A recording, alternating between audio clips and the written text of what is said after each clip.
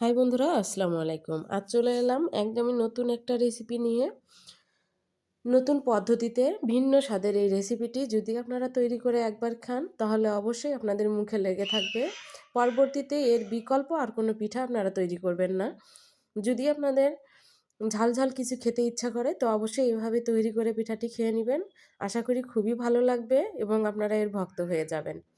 নারিকেল দিয়ে Swiss roll পিঠা খেয়েছেন, এভাবে কখনো খাননি, একবার খেয়ে দেখবেন যে টেস্টটা আসলে কতটা হয়। তাহলে চলুন আমরা কথা না বাড়িয়ে মূল রেসিপিতে চলে যাই। এজন্য আমি প্রথমে চুলায় একটি প্যান বসিয়ে নিয়েছি, তার ভিতর দিয়ে দিলাম পর্যাপ্ত পরিমাণ পানি। আমি এখানে 1.5 কাপ পানি নিয়ে নিলাম।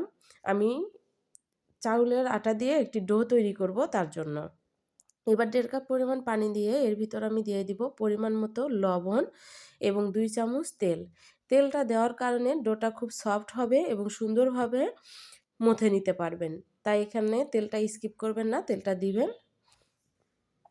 এবার তেলটা দেওয়ার পর আমি পানি ফোটা পর্যন্ত অপেক্ষা করব।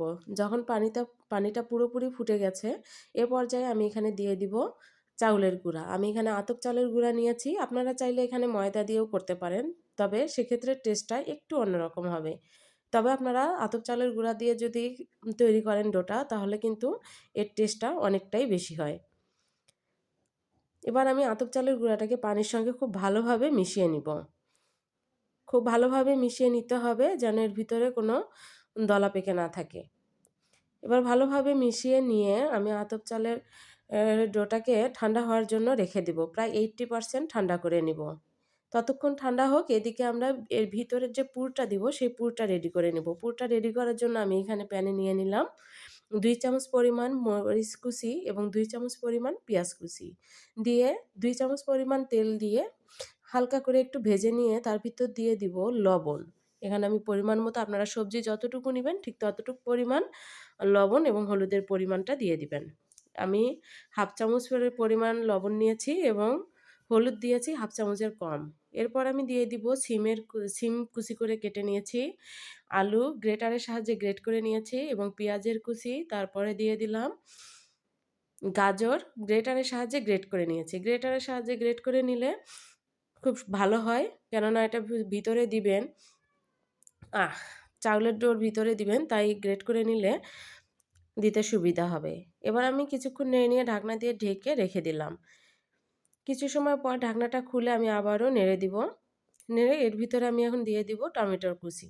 টমেটো কুচিটা আমি আগে দেইনি, কারণ নরম হয়ে যাওয়ার সম্ভাবনা থাকে। আর এই সবজিগুলো আপনারা শীতের যে কোনো সবজি ব্যবহার করতে পারেন, তাতে কোনো সমস্যা হবে না। তবে সেক্ষেত্রে একটু খেয়াল রাখবেন যেন নরম সবজিগুলা ব্যবহার না করা যায়, সেটা অ্যাভয়েড করে চলবেন।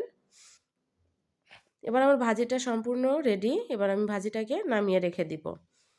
অন্যদিকে আমার চাউলের ডোটাও ঠান্ডা হয়ে আসছে। এবার আমি নামিয়ে খুব ভালোভাবে মথে নিব। এবার আমি হাতে একটু ঘি লাগিয়ে নিলাম। হাতে ঘিটা লাগিয়ে নেওয়ার কারণে খুব সুন্দরভাবে ডলে নেওয়া যাবে। আপনারা চাইলে এটা নাও নিতে পারেন। এবার আমি খুব ভালোভাবে ডলে নিয়েছি। আপনারা রুটি যেভাবে ডলে নেন ঠিক সেভাবে ডলে নেবেন, যেন এর ভিতরে কোনো প্রকার গুটি না থাকে। একদম স্মুথভাবে ডলে নেবেন।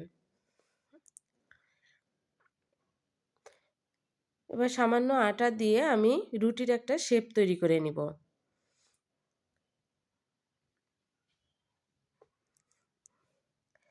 আমি এখানে লম্বাভাবে রুটিটা দিয়ে নিয়েছি। রুটির থিকনেসটা আমি আপনাদেরকে দেখিয়ে দিলাম যে এটা কতটুকু হবে। বেশি মোটাও হবে না, আবার পাতলাও হবে না। এবার আমি এর ভিতরে সবজিগুলো দিয়ে দিব। আমরা যে সবজিটা ভেজে রেখেছিলাম সেই সবজিটা দিয়ে দিব। একদম সমানভাবে দিয়ে নেবেন।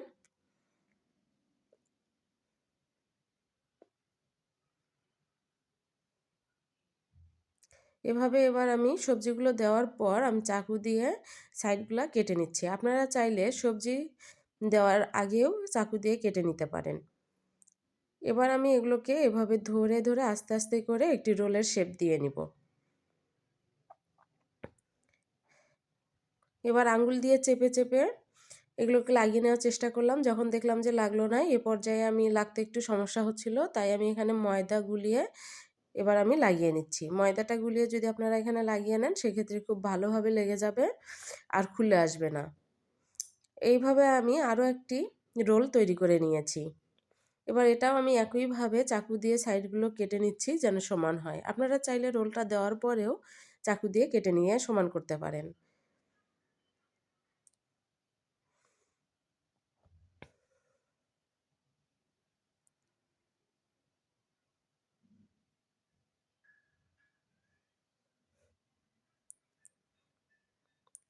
এবার সমানভাবে কেটে নেওয়া হয়ে গেছে, এখন আমি রোলের শেপটা দিয়ে নিব।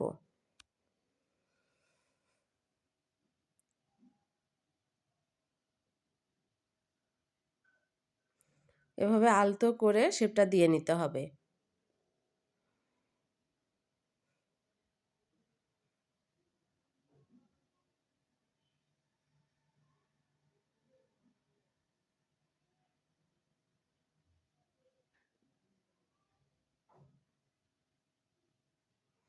আমি একইভাবে এটাও লেগে নিব।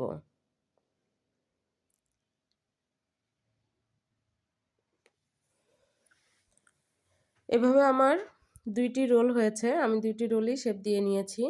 এবার আমি একটি ছাকনা, ছিদ্রযুক্ত ছাকনা এখানে ব্যবহার করতে হবে, ছিদ্রযুক্ত, এবং সেটার সাথে আপনারা অবশ্যই তেলটা ব্রাশ করে নেবেন, এতে করে ভালো হবে। অন্যদিকে আমি একটি পাত্রের ভিতর পানি দিয়ে তার উপর স্ট্যান্ড বসিয়ে দিয়েছি।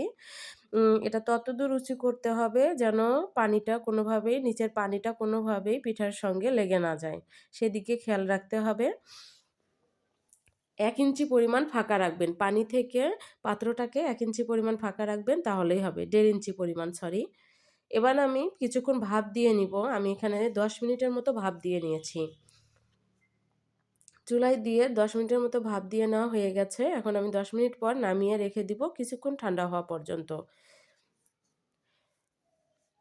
পিঠাটাকে কখনোই গরম অবস্থায় কাটতে যাবেন না, তাহলে শেপটা ভালো আসবে না। কিছুক্ষণ ঠান্ডা হওয়ার পর পিঠাটাকে আমি কেটে নিচ্ছি।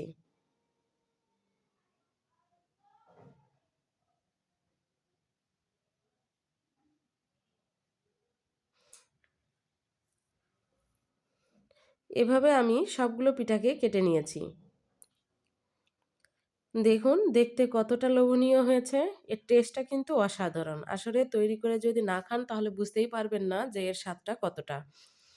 খুবই টেস্টি হয়ে থাকে এই পিঠাটি। আর যদি আজকের রেসিপিটা আপনাদের ভালো লেগে থাকে তো অবশ্যই লাইক করবেন, কমেন্ট করবেন এবং চ্যানেলটিকে সাবস্ক্রাইব করে পাশে থাকবেন।